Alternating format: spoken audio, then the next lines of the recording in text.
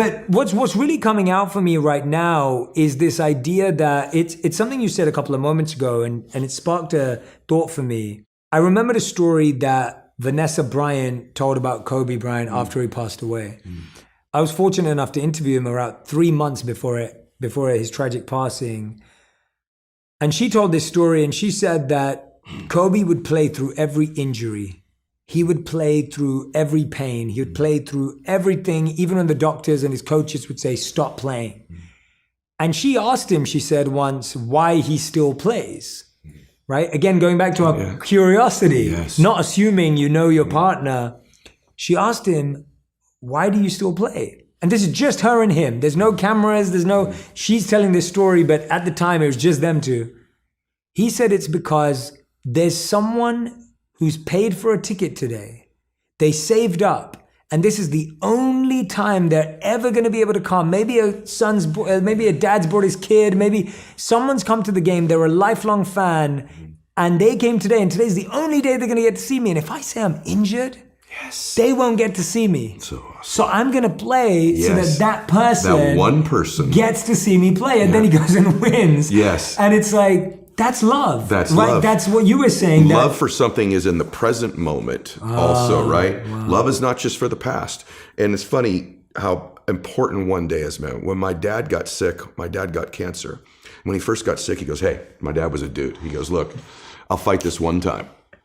Okay, I'll do your little chemo and your surgery, but I'm not going to pour poison into my body. I'm not going to lose my hair. I'm not going to deteriorate. I'll give this thing a shot once. If it doesn't work, I'm out. That led to 8 years of him fighting it. Wow. Chemo, radiation, proton therapy, surgery, chemo, experimental chemo. And he did lose his hair and he was in pain. And I'd say to my dad, Dad, you're suffering so much. You said you wouldn't suffer. He said, no, Eddie, I'm in pain, but I'm not suffering. I choose not to suffer. And I'm not suffering because I get to see my grandkids again. And I said, Dad, why are you doing this? And he said, you only understand the power of one day when you're threatened with never having another one. I'll do anything for one more day. Get to be with you one more time.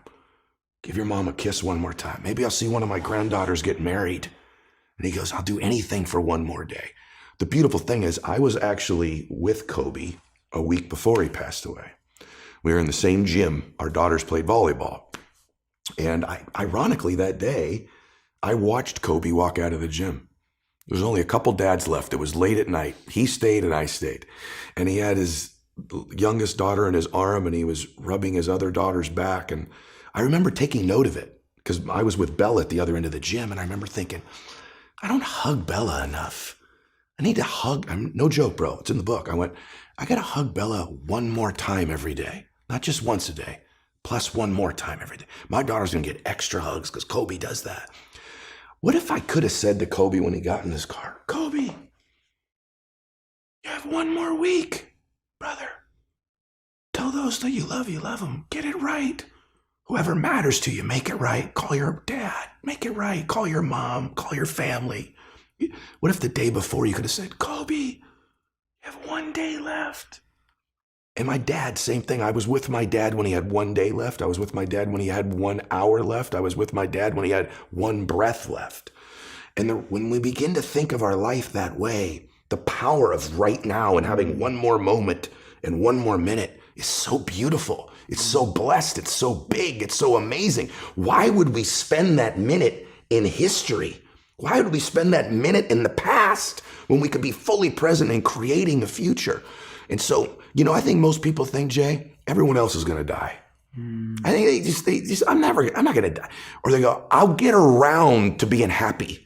I'll get around to making my masterpiece of my life. I'll get around to my dreams. I'm going to get around to fixing this relationship that's broken. I'm going to get around to feeling those emotions. And then it's another day and another day. And they keep it in the distance until there are no more days. And I don't care if you're 18 years old listening to this, 28 or 48.